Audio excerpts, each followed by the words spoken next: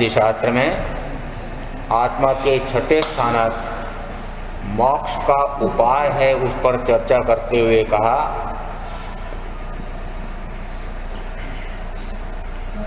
कर्म भाव अज्ञान छे मोक्ष भाव निजवास अंधकार अज्ञान समनाशे ज्ञान प्रकाश।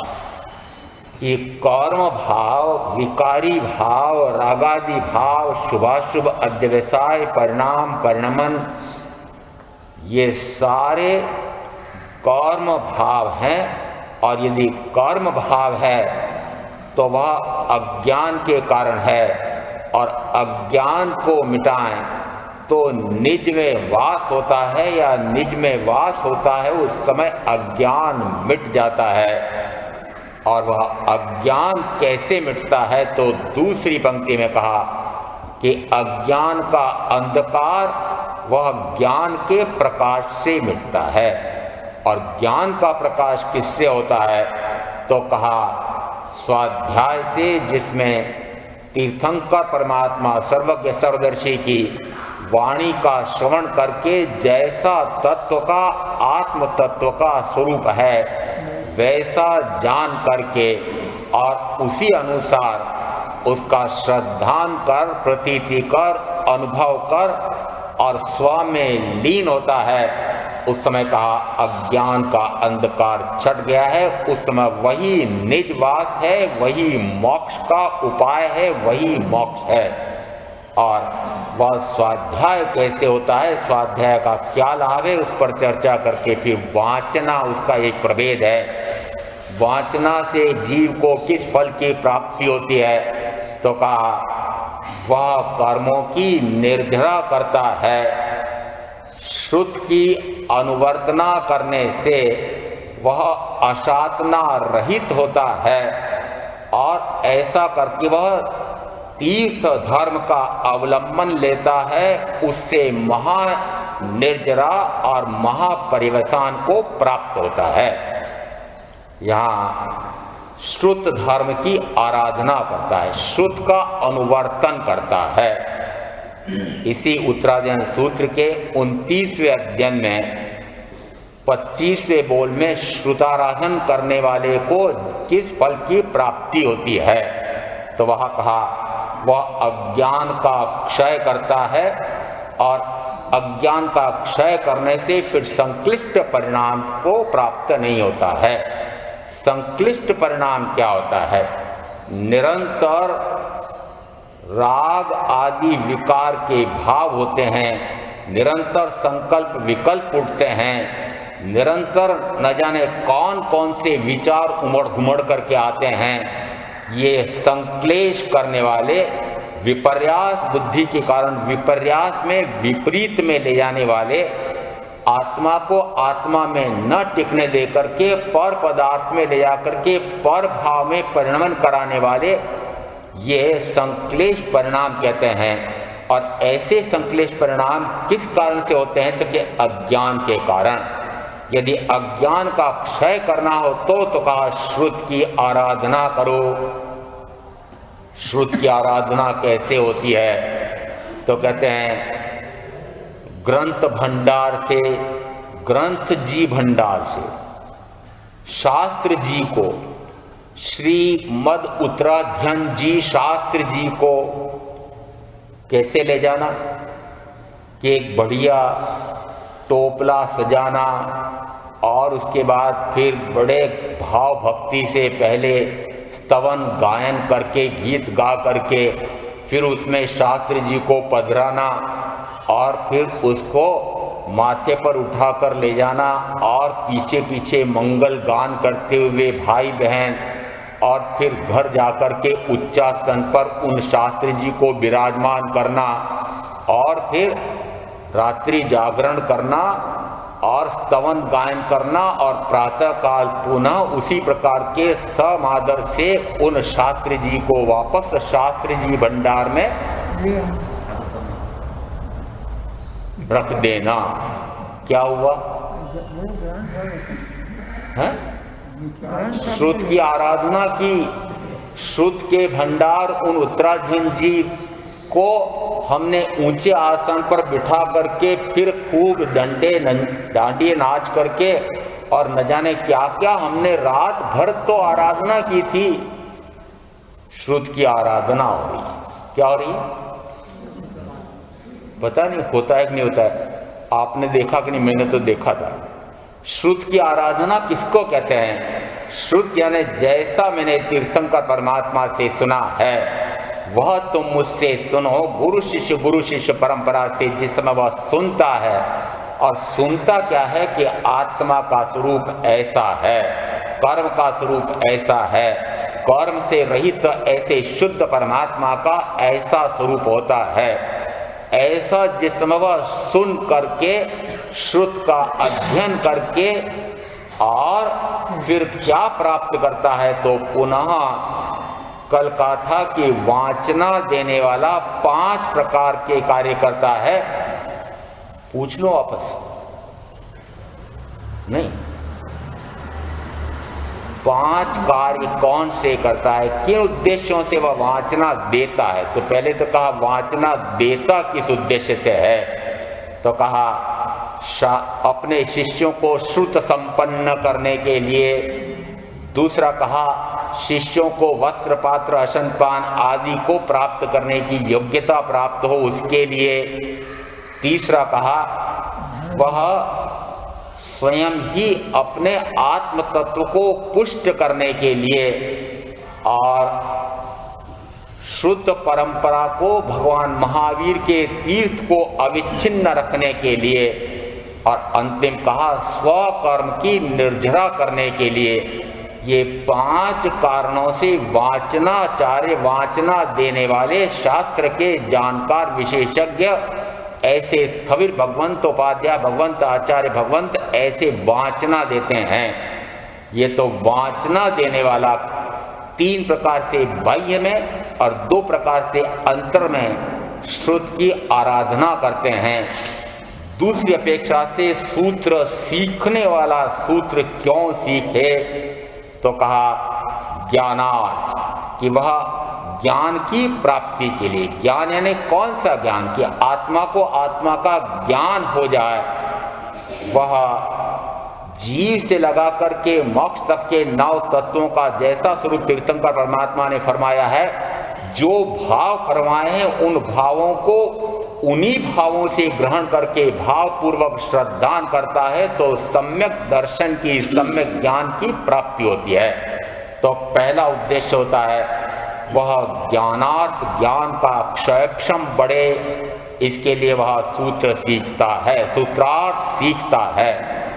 दूसरा कहा दर्शनार्थ, कि श्रुत को सीख करके वह सम्यक दर्शन, आत्मदर्शन को प्राप्त करता है, आत्म साक्षात करता है, स्वयं अपने आप को देख करके आनंद विभोर हो जाए, परम सुख की प्राप्ति हो जाए, ऐसा वह दर्शनार्थ। तीसरा कहा चारित्रार्थ, कि जैसा स्वरूप आत्मा का जाना है उसी स्वरूप में निरंतर मग्न रहता है, स्वरूप में ही रमण करता है, उसको कहा चारित्रार्थ। चौथा का व्युद्ग्रह व्यंजनार्थ, कि व्युद्ग्रह यानी जो जो पर मत में भिन्न प्रकार की मान्यता में, मिथ्या मान्यता में जो जो कहा जाता है उसका खंडन करने के लिए और सत्य स्वरूप का मंडन करने के लिए भी सूत्र सीखे। यहाँ स्वमत और परमत। स्वमत किसे कहा, तो कहा भगवान महावीर का मत तो स्वमत है, और भगवान महावीर के मत को छोड़ करके अन्य सारे मत कुतीर्थीकों के मत हैं, वे अन्य युथिक हैं, वे भिन्न मतावलंबी हैं, पर मत है। यहाँ यदि स्वमत और परमत का यह अर्थ समझा हो तो वह तो व्यवहार नय से है, बाह्य अपेक्षा से है। महावीर का तो कोई मत ही नहीं था। महावीर किसी मत के मानने वाले थे, मतावलंबी थे। महावीर ने जो कहा है वह सत्य, जो जाना है वही देखा है, वही पाया है और वही कहा है। तो वह मत नहीं कहलाता है, वह सत्य कहलाता है, और सत्य मत नहीं कहलाता है। उस सत्य स्वरूप को प्रकट करने के लिए जो अनुयायी एकजुट हो जाते हैं, वे अनुयायी कहते हैं कि हम अमुक के मत के मानने वाले हैं, महावीर के अनुयायी हैं, महावीर के मत के हैं। ऐसा नहीं है। महावीर ने जैसा सत्य स्वरूप जाना था, आत्मा सत्य रूप है, आत्मा सत्य स्वरूप है, ऐसा जो जाना था वैसा ही हम जानने का, उसी में भ्रमण करने का पुरुषार्थ करते हैं। इस अपेक्षा से हम महावीर के अनुयायी हैं, महावीर के मत के मानने वाले ऐसे नहीं हैं। महावीर ने जिस पथ का अनुसरण किया था, हम उसी का अनुसरण करते हैं, तो हम उनके अनुयायी कहे जाते हैं। और इस अपेक्षा से स्वमत का होता है आत्ममत, स्वयं को स्वयं जाने, यह स्वमत। और पर यानी आत्मा को छोड़ करके शेष सारे पर हैं, उन पर की मानना, पर में विहरण करना। पर मत का अर्थ होता है रागादि विकार का भाव करना, ये पर मत है। वस्तुतः पर की आकांक्षा, यह पर की आकांक्षा क्या होती है? पर मत को जानने की आकांक्षा होती है। पर मत क्या होता है? वस्तुतः यह जो आत्मा के स्वगुण को प्रकट करने वाला है वह तो स्वमत है, और जो आत्मा के गुणों का नाश करने वाला, हानि पहुंचाने वाला है, वह परमत है, वह तो रागाजी कराने वाले रागी का मत है। ऐसा स्वमत परमत का अर्थ लेना। तो जिस समय युद्धग्रह विमोचनार्थ, युद्धग्रह यानी जो भिन्न भिन्न प्रकार के कुमत हैं, विकार में ले जाने वाले, कर्म में ले जाने वाले, चतुर्गति में भटकाने वाले, ऐसे जो मत हैं उनका खंडन करने के लिए कहा युद्ध ग्रह विमोचन। विमोचन है उनका कैसे मैं खंडन करूं और कैसे स्वमत सत्य मत का प्रतिपादन करूं, इसके लिए भी मुझे सूत्र सीखना चाहिए।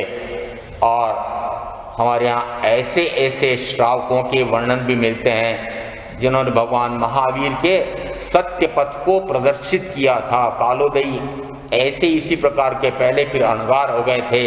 एक मद्रुक श्रावक इसी प्रकार के हुए थे। और जिस समय जमाली पुत्र और उन्हीं के साथ प्रियदर्शना, ये भी भगवान महावीर से पृथक हो गए थे। और उस समय एक यह भी मान्यता उनकी हो गई थी कि यदि कार्य पूर्णता पर पहुंच जाए तो पूर्ण कहा जाता है, प्रारंभ हुआ है तो उसको कैसे कहा जाए कि पूर्ण हो गया है। चलमान चलित और निर्जीर्ण मान निर्जीरित, जो निर्जीर्ण होना प्रारंभ हो गया है वह निर्जीर्ण हो गया है, जो चल पड़ा है वह पहुंच गया है, ऐसा कैसे मानते हैं? व्याख्या प्रकृति सूत्र के प्रथम ही बोल में इसी प्रकार के चलमान चलिए यावत निर्जीर्णमान निर्जीरित हुआ, ऐसा कथानक, ऐसा सूत्र आया हुआ है। जिस समय यह कहा जाता है कि वह चल पड़ा है, दृष्टांत देकर के समझाते हैं। यदि दूसरे देश की या दूसरी नगरी की यात्रा करने के लिए निकले हैं, कहा कहाँ गए हैं आपके पिताजी? तो कहे वे बंबई गए हैं। और अभी घर से निकल करके दिल्ली की राजधानी के उस प्लेटफॉर्म पर ही हो, परंतु यदि आपको घर आकर के पूछें तो आप क्या कहते हैं? मुंबई गए हैं। क्या मुंबई पहुंच गए हैं? मुंबई के लिए चल पड़े हैं तो फिर पहुंच ही जाएंगे। तो उसी कारण से कहा जाता है यदि वह निर्जीर्ण करना प्रारंभ कर चुका है, कर्म की निर्जरा प्रारंभ हो गई है, मोक्ष के मार्ग पर कदम रख दिया है, या कहो चौथे गुण स्थान पर अवस्थित हो गया है, या यदि अपूर्व आनंद का आस्वाद आत्मा का आ गया है, एक बार भी आत्मा का ऐसा आस्वाद आ गया है तो वह उसी में रमणता करता है, पूर्णता को पहुंच जाता है। जिस समय जमाली पुत्र को ऐसा भ्रम हो गया था कि जो कार्य अभी पूरा नहीं हुआ है उसको पूरा हो गया, ऐसा महावीर कहते हैं वह सत्य नहीं है। और इसलिए महावीर से वे अलग हो गए थे अपने 500 शिष्यों सहित। बिछोना बिछ रहा था, बहुत थके हुए थे बिहार से, थोड़े से उस समय बुखार से भी ग्रस्त थे। और शिष्यों ने कहा अभी बिछाते हैं। जैसे ही उन्होंने पूछा बिछोना बिछ गया है क्या, तो उन्होंने कहा हाँ बिछ गया है। जाकर देखा था बिछ रहा था। उन्होंने कहा अरे बिछ रहा है, उसको आपने बिछा दिया है, ऐसा कैसे कहा। ये दृष्टांत देकर के कहा कि जो निर्जीर्ण होना प्रारंभ हो गया है वह निर्जीर्ण हो गया है, ऐसा कैसे कहा जा सकता है। मिथ्या मान्यता कर ली, निन्नव कहा गया। और ऐसे निन्नव को, ऐसी मान्यता करने वालों को सावधान किसने किया। एक श्रावक, एक श्राविका का ऐसा वर्णन मिलता है कि जिस समय महाराज गोचरी करने के लिए निकले और चावल का एक दाना दे दिया, दाल का एक कण दे दिया और वस्त्र में एक तंतु दे दिया, उन्होंने कहा अशनपान हो गया है, वस्त्र दान भी हो गया है। उन्होंने कहा एक दाना दे दिया, उससे हो गया क्या, पूर्ण कहां से हो गया। उसी प्रकार से जिस समय प्रियदर्शना वे कहीं गोचरी जाने वाली थी, उसी समय किसी श्रावक ने उनके ऊपरी वस्त्र पर, पछेवड़ी पर एक अंगारा डाल दिया और उसका एक कोना जलना प्रारंभ हुआ था। उनको ना मेरे शाटिका जल गई, मेरे शाटिका जल गई है। जैसे ही शाटिका जल गई है ऐसा वे बोली, तो उन्होंने कहा शाटिका कहाँ जल गई, हो तो जरा सी जली है। क्या बोला था, मेरी शाटिका जल गई है। यहाँ यदि जरा सी भी जली है तब भी जलन को प्राप्त होकर के वह पूर्ण को प्राप्त हो जाएगी। या जितने अंश में जली है वह तो जली है, जली तो है ना। और मात्र उस श्रावक ने, उस श्राविका ने एक निन्नव को पुनः सुस्थिर कर दिया। नहीं, भगवान महावीर कहते हैं वह सत्य है। जो उस मोक्ष के मार्ग पर चल पड़ा है वह उस मोक्ष के मार्ग को पार कर जाएगा। जिसने निर्जरा प्रारंभ कर दी है वह निर्जरा पूर्ण करेगा ही करेगा। और जितने अंश में उसने पूर्ण कर दिया है वह तो प्राप्त हो ही गया है। ऐसा तत्व का सिद्धांत किसने समझाया, किसको समझाया। एक श्रावक ने, एक श्राविका ने। और किसको समझा दिया, एक श्रमण, एक श्रमणी को। आप में भी ऐसी क्षमता नहीं है, साहस भी नहीं है। तत्व ज्ञान हो तो साहस हो, वहां कोई युद्ध नहीं लड़ना है। मात्र तात्विक बात बोध कितने तरीके से दे दिया है। जिस समय ऐसा बोध देने वाला श्रावक हो उस समय समझो कि वे कैसे तत्व के जानकार हुआ करते थे। तो जिस समय ऐसा परमत का खंडन करके स्वमत की पुष्टि करना, यह सूत्र सीखने वाला यह भी लक्ष्य रखता है कि मैं किसी पर के मत से विमोहित होकर के उस तरफ न लुढ़क जाऊं। मैं आत्म तत्व को तीर्थंकर परमात्मा द्वारा बताए हुए उस तत्व का विस्मरण करके अन्य की कांक्षा न कर बैठूं, अन्य मत को जानने की मेरी इच्छा न हो जाए। इसलिए वह महावीर द्वारा बताए हुए उन तत्वों को पक्का करने के लिए वह सूत्र सीखता है।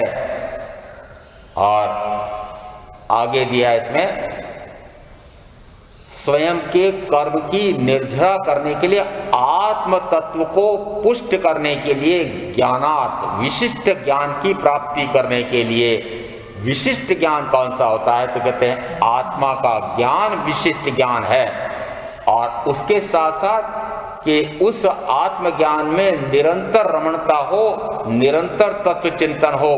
इसलिए संपूर्ण वाङ्मय को सर्व द्रव्यों के सर्वपूर्ण स्वरूप को समझने के लिए सर्वांश में समझूं तो विशिष्ट विशिष्ट ज्ञानार्जन की प्राप्ति करने के लिए ऐसे 5 कारणों से सूत्र सीखता है। और इस प्रकार के सूत्र को सीख करके और अपने आत्म तत्व को परिपुष्ट करना, फिर उसी को जानना, उसी को देखना, उसी में रमणता करना, ऐसा श्रुताराधन का फल होता है। ऐसा कह करके यहाँ वाचना के फल में कहा हुआ, जिस समय श्रुत की अनुवर्तना करता है उस समय वह अशातना से रहित होता है। अशातना किसकी? ज्ञान और ज्ञानी की अशातना करता है, उनकी अवहेलना करता है, अवज्ञा करता है, अवर्णवाद करता है, निंदा बुराई करता है। उस समय कहा जाता है ज्ञान और ज्ञानी की अशातना हुई है, और उस कारण से उसको ज्ञानावरणीय कर्म, दर्शनावरणीय कर्म दोनों का बंद होता है। यद्यपि दर्शनावरणीय कर्म के लिए फिर कहा हुआ इस प्रकार से सम्यक दर्शी से लगा करके केवल दर्शनी की अवज्ञा आदि करता है तो वह दर्शनावरणीय कर्म का उपार्जन करता है। वही अपेक्षा से आता है, आपके प्रतिक्रमण में आया हुआ है कि गुरु वंदन करते हैं, उस समय गुरु के प्रति मैंने ऐसी 33 प्रकार के बोलों से कोई अविनय अशातना की है तो उसके लिए मैं उनसे क्षमा मांगता हूं, तो वही अपेक्षा से वह अशातना है। तो जिस समय वह श्रुत की अनुवर्तना करता है वह अशातना से वही रहित होकर के, और फिर वह परम विनयोपासना पूर्वक परम विनय से वह श्रुत का अध्ययन करके आत्मज्ञान की प्राप्ति करता है। जिस समय आत्मज्ञान की प्राप्ति करता है उस समय आगे का फल क्या दिया? आगे दिया वह तीर्थ धर्म का अवलंबन करता है। यहाँ तीर्थ धर्म, आपको नमुत्रण की पार्टी याद हो तो उसमें क्या शब्द है? पूरी पार्टी फेरनी पड़ेगी तब याद आएगा। है? तीर्थ, वहां शब्द कौन सा दिया? धम्म तीर्थ रे जने, क्या दिया? धर्म तीर्थ। यहां सूत्रकार भूल गए, यहां दे दिया तीर्थ धर्म का अवलंबन करता है। ये उल्टा शब्द क्यों दिया? इसका कोई विशेष कारण होना चाहिए। तीर्थ किसे कहा जाता है कि तीर्थंकर परमात्मा जिस समय आत्मावबोध देते हैं उसको लेकर के कोई सम्यक प्राप्त करता है, सम्यक दर्शन की प्राप्ति आत्मदर्शन होता है, और वह फिर सर्वविरति संयम लेता है। साधु साध्वी, यदि वह अंशतः विरत होता है, श्रावक श्राविका, ऐसे 4 तीर्थों से बना हुआ वह तीर्थ है, तो वह तीर्थ बनकर के उस तीर्थ का जब वह अवलंबन लेता है तो तीर्थ का अवलंबन लेने का क्या अर्थ हुआ? तीर्थ का एक अंग बनना, और तीर्थ का अंग बनकर के क्या करता है तो अपेक्षा से ज्ञान दर्शन चारित्र तप रूप मोक्ष मार्ग पर आरूढ़ होता है। और इन 4 का क्या अर्थ कि आत्मज्ञान, आत्मदर्शन, आत्म रमणता, निरंतर स्वरूप में रमणता करना, ऐसा ज्ञान दर्शन चारित्र तप रूप मोक्ष मार्ग है। ऐसे मार्ग का अवलंबन करता है तो क्या प्राप्त करता है? तो कहा वह स्वयं आत्मदर्शन आत्मज्ञान की प्राप्ति करके स्वरूप में रमणता करता है। ऐसा वह तीर्थ धर्म का अवलंबन करता है, जिस तीर्थ से आत्म धर्म, आत्मा का स्वभाव, आत्मा का स्वरूप प्रकट होता है, वह तीर्थ धर्म कहलाता है। और जिस समय ऐसे तीर्थ धर्म, ऐसा अर्थ आप कैसे करते हैं, आगे का फल स्पष्ट कर रहा है।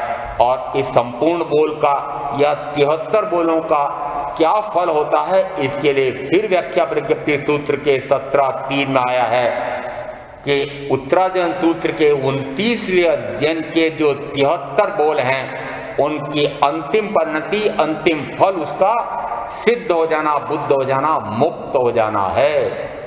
73 बोल का फल क्या? एक एक बोल का फल क्या?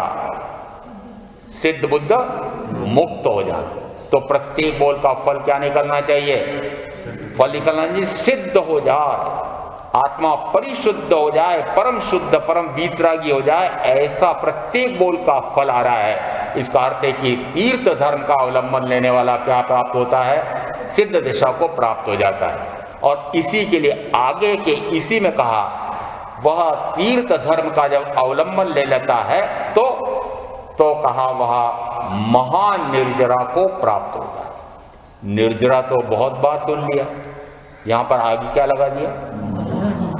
महा, यानी जिस समय वह तीर्थ धर्म का अवलंबन लेता है उस समय जो कर्म उदय में आते हैं वे उस तीर्थ धर्म को प्रकट करने के लिए सर्व निर्जरित होते चले जाते हैं। कर्म के उदय के अनुसार नहीं, उसने अब तीर्थंकर परमात्मा के द्वारा दिए हुए तत्व स्वरूप को समझ करके उनका अवलंबन लेता है। तो आत्मावलंबन लिया, सर्व आलंबन छूट जाते हैं, और जब आलंबन छूट जाते हैं तो निरावलंब हो जाता है, आत्मावलंबी हो जाता है। और जब आत्मावलंबी हो जाता है तो आत्मा के अनुसार ही वर्तन करता है। मात्र ज्ञायक स्वरूपी आत्मा उस ज्ञाता भाव दृष्टा भाव में जब रहता है उस समय कोई भी कर्म का उदय उसे किसी भी प्रकार से शुभ या अशुभ भाव में जाने नहीं देता है। और शुभ अशुभ भाव में न जाने देना कर्म के उदय को टाल देना, कर्म के उदय से प्रभावित न होना, कर्म के उदय के अनुसार वर्तन न करना, यह निर्जरा। और ऐसी निर्जरा कैसी होती है कि जितने जितने कर्म उदय में आते हैं सारे निर्जरित होते हैं। ज्ञानावरणीय, दर्शनावरणीय, मोहनी, अंतराय, सारे के सारे जब एक साथ एकजुट होकर के आक्रमण करते हैं, वे सारे एक साथ जब नष्ट होते हैं उस समय कहा जाता है महानिर्जरा होती है। और आगे शब्द दे रहा है, सूत्र में क्या कहा है? महानिर्जरा और महापर्यवसान को प्राप्त होता है। अवसान किसे कहते हैं? ढलना। देहावसान किसे कहते हैं? मरना। ये देहावसान तो पक्का याद हो रहा है, परंतु अवसान कौन सा? कि ऐसा अवसान हो जाए कि पुनः देह मिले ही ना, पुनः देह मिले ही नहीं, ऐसा अवसान।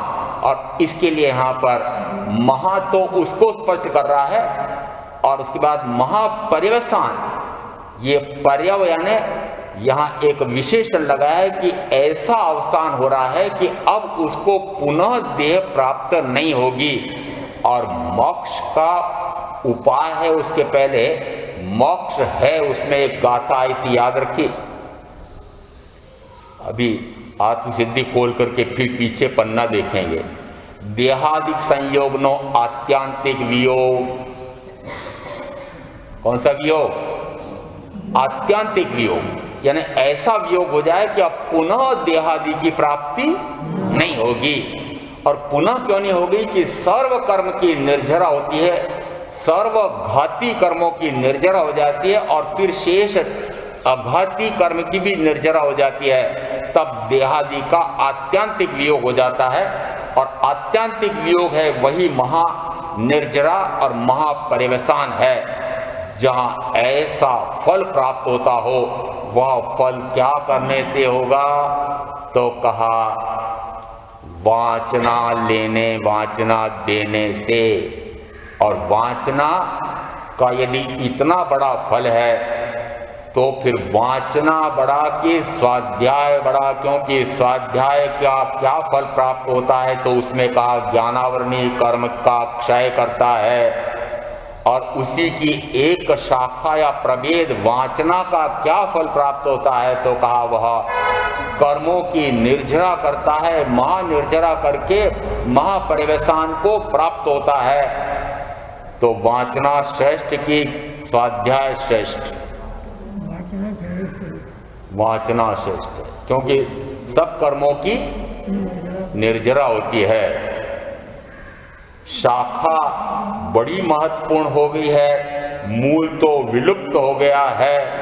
वस्तुतः कहते हैं कि कोलकाता में एक ऐसा ही वट वृक्ष है, वहां पर वे प्रभारी कहते हैं कि मूल का पता नहीं है, शाखा ही शाखा दिखाई देती है। शाखाएं कितनी हो गई? कहते हैं 2-3-4 किलोमीटर में वो शाखाएं फैलते फैलते वो वट वृक्ष ऐसा हो गया कि ये पता नहीं लग रहा है कि मूल कहां पर है।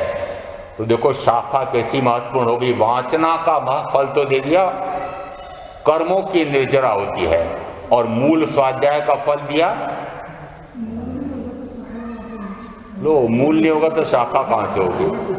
अभी तो उदाहरण दिया आपको कि वहां कोलकाता में मूल का पता नहीं। कोई कहते हैं कि वो मूल तो खोखला हो गया है, वह तो नष्ट हो गया, और शाखाएं शाखाएं सारी फैली हुई दिखाई दे रही हैं। तो यहाँ पर मूल की महत्ता है कि नहीं?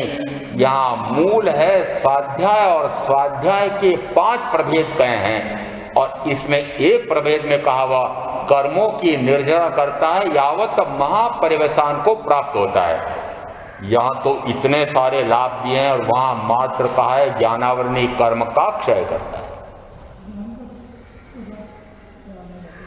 यदि ज्ञानावरणी कर्म का क्षय होता है तो साथ का साथ अविनाभावी है दर्शनावरणी कर्म का भी क्षय होता है, और ज्ञानावरणी दर्शनावरणी कर्म का क्षय होता है तो निश्चित है कि मोहनी कर्म का क्षय भी होगा ही होगा। क्योंकि मोहादि होते किसके कारण से हैं? क्योंकि अज्ञान और अदर्शन से होते हैं। यदि अज्ञान मिट करके ज्ञान पूर्णता से ज्ञान प्रकट हो गया है, अदर्शन मिट करके यदि पूर्ण केवल दर्शन प्रकट हो गया है, तो मोह किसके बल पर टिकेगा? तो कहते हैं ज्ञानावरणी कर्म का क्षय हो जाए तो दर्शनावरणी कर्म का क्षय होता है, दर्शनावरणी कर्म का क्षय होता है तो मोहनी कर्म का भी क्षय होता है, और मोहनी कर्म का क्षय होता है तो फिर आगे अंतराय कर्म। अंतराय कर्म क्या कार्य करता है? आत्मा के ज्ञानोपयोग को पर पदार्थ को जानने में भटकाता है। आत्मा को पर पदार्थ को देखने के लिए यह दर्शनोपयोग बाहर भटकाता है। यदि ज्ञानावरणी कर्म का क्षय हो जाए, आत्मा को ही जाने, दर्शनावरणी कर्म का क्षय हो जाए, आत्मा को ही देखे, तो फिर अंतराय कर्म क्या करेगा? इसका अर्थ है कि अंतराय कर्म तो स्वतः ही नष्ट हो गया, वह तो स्वतः निर्जीर्ण हो जाता है। और इस अपेक्षा से यदि चारों घाती यदि नष्ट हो जाते हैं तो फिर शेष 4 किस प्रकार के होते हैं? उसके लिए सूत्रकार उपमा देकर के समझाते हैं कि एक रस्सी का गोटा बनाओ और उस गोटे को, गोले को आग में फेंको और वह पूरा का पूरा जल जाए, तब भी रस्सी के बट ऐसे कैसे दिखाई देते हैं, वह गोला पूरा का पूरा दिखाई देता है। लकड़ी का गट्ठर उससे बांधा जा सकता है कि नहीं? उसी उपमा से समझो कि यद्यपि ये 4 आघाती दिखाई तो दे रहे हैं वो जले हुए रस्सी के गोटे के समान, परंतु रस्सी को बांधने के लिए काम ले सकते हैं, वो कुछ कारगर हो सकती है, ठीक है नहीं? इसी प्रकार से यदि 4 घाती नष्ट हो गए हैं तो ये 4 घाती कुछ भी हानि करने में समर्थ नहीं है। इसलिए कहा यदि ज्ञानावरणी कर्म का क्षय हो गया है तो शेष 3 घाती भी क्षय को प्राप्त होते हैं, और 4 अघाती तो निर्मूल्य हो गए, निर्बल हो गए, निर्वीर्य हो गए, इनके बल चलता ही नहीं है। इसलिए कहा जाता है ज्ञानावरणी कर्म का क्षय करना, श्रुताराधन करना एक ही बात है। और श्रुताराधन किससे होता है? तो कहा यहाँ पर वाचना से। तो दोनों में समानता भी मानना, अपेक्षा से भिन्न भिन्न प्रकार का प्रतिपादन हुआ है। वाचना, उसके बाद में फिर आता है यदि तत्व का स्वरूप सम्यक प्रकार से नहीं समझ में आया हो, बुद्धि इतनी कुशाग्र नहीं है, या मूलभूत तो समझ में आ गया परंतु फिर भी कुछ संशय रह जाता है कि मैं उसको विस्तार से गहराई से समझना चाहता हूँ, अन्य अपेक्षा से नए से समझना चाहता हूँ, निक्षेप से समझना चाहता हूँ, मैं उसको अन्यथा प्रकार से भी समझना चाहता हूँ। इसलिए कई प्रकार के प्रश्न खड़े होते हैं। उस समय शिष्य पुनः पुनः प्रश्न पूछता है। सुतत्तो खड़ु पढ़ो सूत्र क्या दिया था 25:8 और नंदी सूत्र का 115वां। जिस समय शिष्य को पढ़ाया जाता है उस समय कहा सुतत्तो खलु पढ़मो, सूत्रार्थ दिया जाता है। सुतत्तो खलु पढ़मो यानी प्रथमतः वह सूत्र का अर्थ पढ़ता है। बीओ निजुत्तमिसियो भणियो कि दूसरी बार जब उसको पढ़ाया जाता है उस समय निरुक्ति मिश्रित अर्थ समझाया जाता है। और तीसरी बार जिस समय उसको पढ़ाया जाता है शेषा निर्वशेषो, निर्वशेषो ऐस भी अणो अणुयोगे, ऐस भी अणुयोगे यानी ऐसी अनुयोग की विधि है। अनुयोग की विधि यानी तीर्थंकर परमात्मा के उन महत्वपूर्ण रहस्यमय उन सूत्रों को समझने के लिए प्रथमतः संक्षेप में उसका अर्थ दिया जाता है, फिर विस्तार से क्या करेंगे तो कि विस्तार से निरुक्ति मिश्रित अर्थ दिया जाता है। यहाँ निरुक्तियां कब बनी, सूत्र कब बने? महावीर के समय यदि यह सूत्र मैंने नंदी सूत्र का कहा, ऐसा कैसा सूत्र व्याख्या प्रज्ञप्ति के 25:8 में है, और यदि ऐसा सूत्र है उसमें क्या महावीर ये कहेंगे कि दूसरी बार ये पढ़ाना कि निरुक्तिकार ने जैसा अर्थ दिया है वह मिला करके और फिर उसका विशेष अर्थ समझाना? महावीर के सामने निरुक्तिकार थे क्या? ये सारा लेखन पश्चातवर्ती शिष्यों के समझने समझाने के लिए दिए हैं कि प्रथमतः जो सूत्रबद्ध किया गया था गणधरों द्वारा सारा भाव को, वह प्रथमतः संक्षेप में उस सूत्र का अर्थ दे दे, और उसके बाद में फिर निरुक्तिकार, भाष्यकार, वृत्तिकार, टीकाकार, कई विद्वानों ने, ज्ञानियों ने, विशिष्ट आचार्यों ने फिर महावीर के उन आगमों को, उन सूत्रों को किन अपेक्षाओं से कैसे कैसे व्याख्यायित किया है, निर्वचन किया है, उसको समझाओ तो विशेष गहन अर्थ शिष्य को समझ में आएगा। इसलिए कहा दूसरी बार उसको फिर अन्य अन्य अपेक्षाओं से समझाया जाए। तीयो निर्वशेषो, तीसरी बार समझाया जाए उस समय उस सूत्र में रहे हुए सर्व अर्थ को समझा दिया जाए, ऐसा अनुयोग का अधिकार कहता है। अनुयोग द्वार नाम का सूत्र मात्र आगमों को किन संदर्भों से कैसे समझा जाए इसके लिए है। तो जिस समय वह सूत्र की अनुवर्तना करता है उस समय उसको गहनता से सीखता है, समझता है, और समझ करके पूर्णतः यदि समझ में नहीं आता है तो फिर प्रश्न पूछता है, और वो जो प्रश्न का पूछना है उसी को दूसरा नाम दिया प्रच्छना। तो पृच्छना के माध्यम से वह उन सूत्रों को, तो सूत्र, अर्थ, उभय तीनों प्रकार से, कि मूल सूत्र को भी जैसा प्राकृत में शब्द है तो उसका भी सूत्र का स्वर व्यंजन का स्वर कैसे है, उसको कैसे बोला जाता है, बोलने का क्या तरीका है, कैसा वह उच्चरित हो रहा है,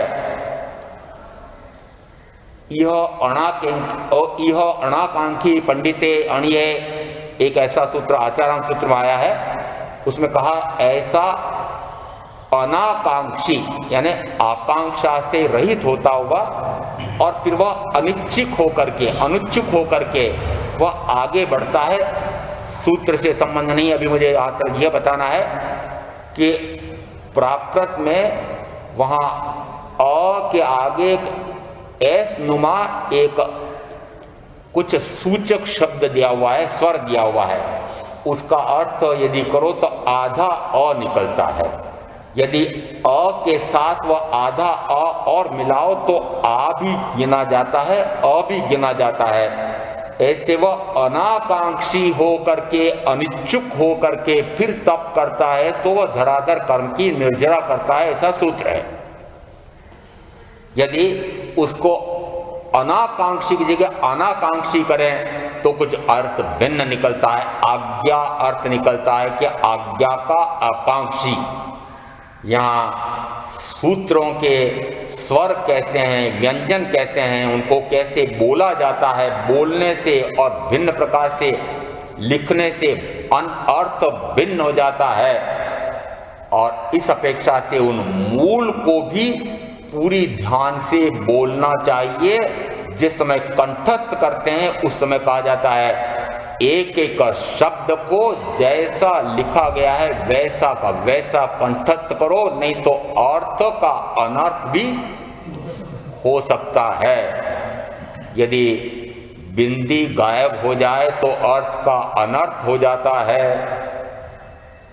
बहनों को पूछ लेता हूं क्योंकि संदर्भ तो समझाना पड़ेगा। बिंदी लगी हुई थी तब तो कुछ अर्थ अलग था, और बिंदी मिट गई तो अर्थ का अनर्थ हुआ। क्या अनर्थ हुआ? इसलिए बिंदी अनर्थ क्या हुआ? अनर्थ क्या हुआ? अनर्थ हुआ कि बिंदी, जिनके कारण से बिंदी लगाई जाती थी, विवाहित पति, इस कारण से बिंदी लगी हुई थी, और यदि पति चले गए तो बिंदी चली गई।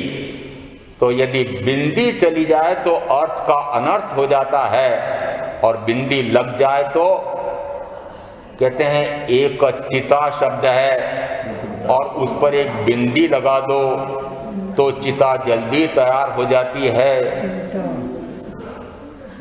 किस पर? सुरेश जी बोलो ना। सुरेश जी को पूछ रहा हूं। अरे चिता, चिता का अर्थ होता है पता है क्या? है? जिसमें जलाते हैं। वो आधुनिक और लोक धाम कि वहां जाकर के जिस समय चिता पर लेटाया जाता है तो वह चिता तैयार कब होती है कि उस चिता पर एक बिंदी लगाओ तो क्या बन गया? चिंता। तो चिंता से चिता तैयार जल्दी होती है। ध्यान रख लेना कि चिंता, तनाव, कुंठा, परेशानी, दुख, क्लेश जितने जितने पाल रखे हैं उतना ही जल्दी से जल्दी तैयारी करो। इसलिए कहते हैं यदि एक बिंदी का भी इतना असर होता है, एक मात्रा, यदि चिता की जगह चीता कर दो तो, मात्रा बड़ी कर दो तो अर्थ कुछ बदल जाता है। एक खींच रहा है, एक खींच रहा है। यहाँ पर खी में छोटी मात्रा है, खी में बड़ी मात्रा है। दोनों भिन्न भिन्न प्रकार के अर्थ कहलाते हैं। ये तो कुछ उदाहरण देने के लिए, समझने के लिए कहा कि जिस समय हम सूत्रों को पढ़ते हैं, सुनते हैं, उस समय उच्चारण की कितनी महत्ता है। तो जिस समय वह प्रश्ना करके उन सूत्रों को भी शुद्ध प्रकार से सुन करके फिर कंठस्थ करता है सूत्र, फिर सूत्र का अर्थ, क्योंकि जैसा सूत्र है उस प्रकार का अर्थ उसी प्रकार का होगा।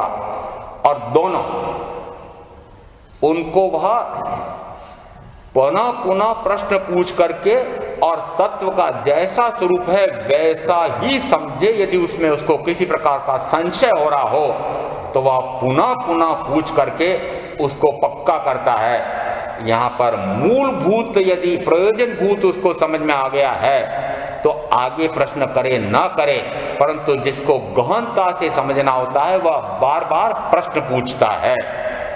और यदि इंद्रभूति गौतम को 14 पूर्वों का धारक कहा, 4 ज्ञान के धारक कहे, परंतु प्रश्न कितने पूछते रहते थे? 36,000। कहने के लिए हम ऐसा कहते हैं, वस्तुतः प्रश्न पूछना पड़े फिर महावीर को सुन करके उत्तर देना पड़े तो महावीर केवली कहाँ से हुए? जिस समय प्रश्ना करता है इसका अर्थ है कि ये तो वर्तमान के 5वें आरेख के समय में है कि छद्मस्त गुरु के समक्ष वह प्रश्न पूछता है, गुरु सुनता है, सुन करके फिर उस पर पुनः उपयोग लगाता है, फिर वापस आगम में जा करके फिर निरुक्ति भाष्य आदि देख करके टीका पढ़ करके और अपना अनुभव लगा करके उपयोग लगा करके और गहनता से उस तत्व को समझ करके शिष्य को समझाता है।